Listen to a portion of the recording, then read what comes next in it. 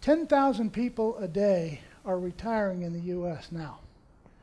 That's 3,650,000 people this year will move into the retirement stage. When you think about the impact of that on resources and needs and programs, et cetera, there's a lot of competition for those people's dollars. There's also a lot of competition for those people's times and attention. You know, we put a lot of effort against, let's think about, go back to when you're in high school. There's a lot of effort put into programs to help young people decide what they want to be, how they're going to be. We go to high school, elementary school, 12 years. And then some choose to go to college. And then so for maybe next 2 to 12, 10, 12 years, we go through special training or higher education. There's real living proof that people are using that because as of about 2 months ago, the national student debt figure is $900 billion. That's pretty scary. $900 billion. So how do we, and then what do we do after that? Well, then they go out and they start their careers, and they work for different companies, and they find out as they're working through those careers that they continue to be educated. They have programs on development. We teach them how to improve their skills. We certify them, we recertify them, and so that they can stay current. And there's a continued opportunity for them to have education opportunities. In today's world, that's even easier to do with online programming and so on and so forth. So I think there's actually ways people are able to do that now that they couldn't do in the past. But then what happens? They go through those careers. They try to be successful. They're good employees and all that sort of thing. And then they get to that thing called retirement. We never think about that. You know, it's positioned as the finish line. You know, you get to retirement and then all work, you know, it's like there's nothing beyond that line. And I think that there's a whole lot of things past that line, and that we need to commit some resources, time, dollars. And when I say that, I mean that as individuals too. This is not about a social program. This is about the realization that one of the ways to finish like a pro, and I don't mean, again, finish like stop, but carrying on, is making sure that you are using those resources. You know, the people that have helped those young people as they've come along, you know, they had their teachers, they had their parents, they had their clergy person, they had their, anybody remember their high school guidance counselor? I do. You know what? And she's a lot more right today than she was back then. But, you know, we had programs that we took back then. I think the tests that we took ACTs, we took SATs, and then there was that one that was the real puzzler, the Cooter test. Do you remember the Cooter test? You had the pen, and they locked us all in the school auditorium, and we were in there for like 2 hours, and there were 500 questions, and you had to punch each question had 3 choices, like, would you rather build a tree house, have a lemonade stand, or go fishing? And you had to pick one of those and punch a hole in there, and about 2 weeks later you got a report back that said, boy, here's what you should be. Now, I have no idea how they got that out of those questions. I do know I know a lot more about life now, and if I could take that test again, I might pass it this time.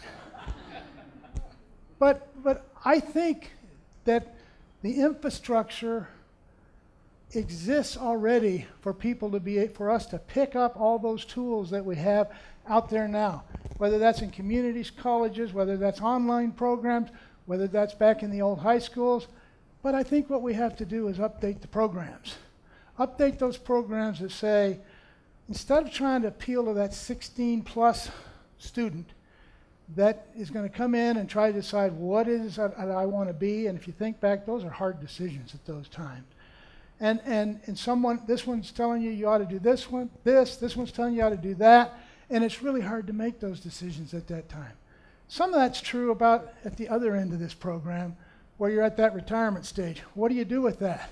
I mean, it's coming. We all know that. But how do you approach it? Perhaps we take the ACT, the SAT, the Cooter. I mean, maybe there's a Cooter test for 60-year-olds. I mean, why can there not be a Cooter test for 60-year-olds? That you go, we know a lot more about life, we know a lot more about ourselves, we know a lot more about what we like and don't like, and kinds of things that might interest us.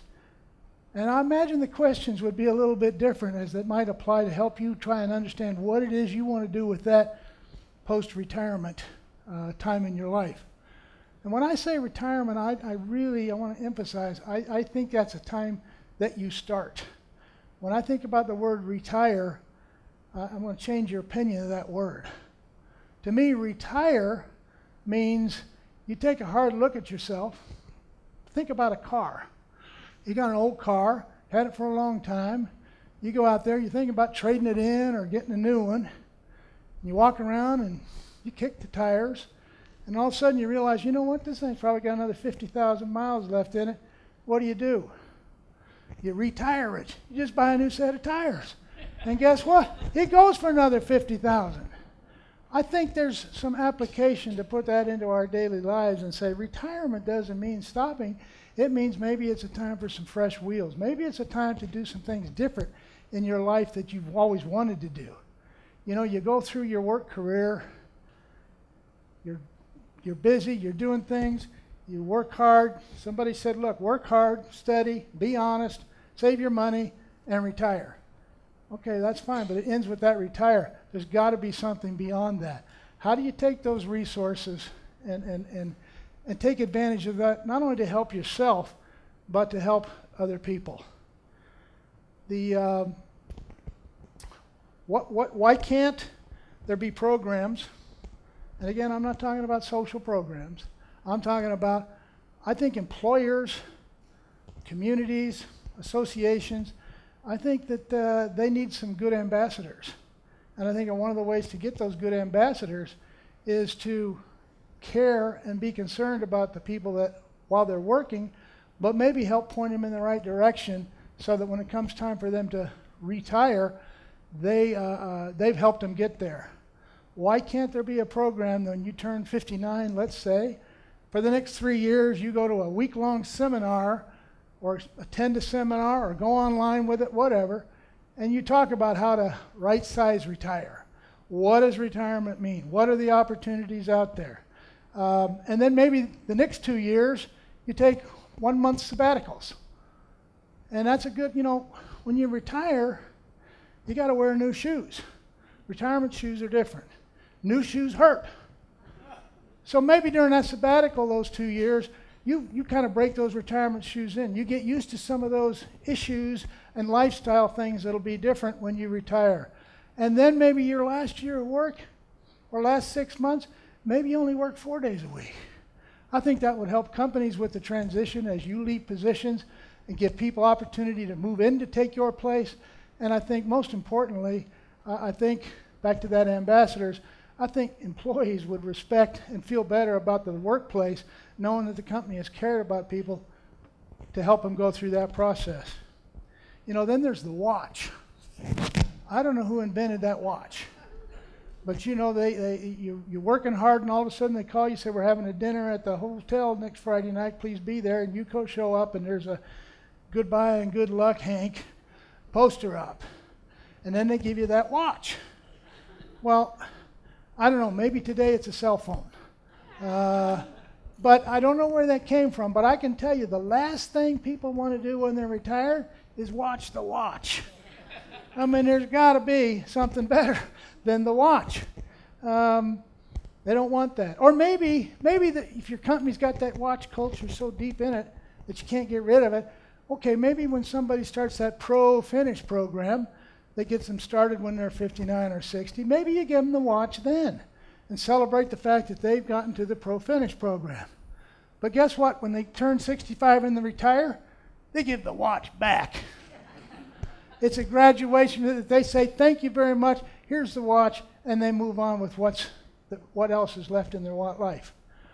I think it's very important that people have a plan, and the reality is they don't. They think they do. You can't just have a financial plan. That's the one usually people say, well, I think I got enough to do this and that. You know, you got to have a financial plan, but you got to have more than that, because the check only comes one day a month. What are you going to do the other 30 days? You got to think about that, and that's where it stops.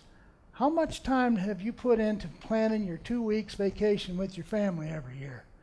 I think people put a lot of time in that. You get the family together. Where are we going to go this year? Who are we going to see? How are we going to get there? Are we going to drive or are we going to fly? How much time do we lose if we drive versus flying? Yeah, but we'll get to stop at Aunt Lucy's in Atlanta. Then you got to decide what you're going to do there. What hotel are you going to stay in? Are you going to get 2 rooms, 1 room? You're going to get a suite? Where are you going to eat? That's always important. Make sure you have lots of places you want to try. Spend that money in those restaurants. My own observation and experience is people put more time in their planning their vacations than they do planning their retirement. If you took collectively what you've spent planning those vacations, I would bet at least half the room did a better job of planning those vacations than they did planning retirement. We don't like to think that it's coming, but it's coming. And it can be a good thing. And it's a natural thing. Over the next 3 years, 10 million people are going to retire in our country. You know, we need to help those people go from being baby boomers to senior boomers. And that's a change. They've been the model group all these years. They're baby boomers. They're all a little, I don't know, 1 or 2 inches taller because they're baby boomers. That makes them feel better about themselves. But guess what? They're senior boomers now. But you know what? We're living longer. Those people continue to have energy that people didn't have in the past. We can get around easier. We're healthier. There's more programs that keep us healthy. We exercise more. We do a lot of things. We don't get to that age. And it's a good thing we retired because we needed to. We're still productive minds. I think that the system exists here. I don't think this is complicated. I don't think it's expensive. I think it's a matter of retooling what already exists, the programs that are out there, but they're for younger people.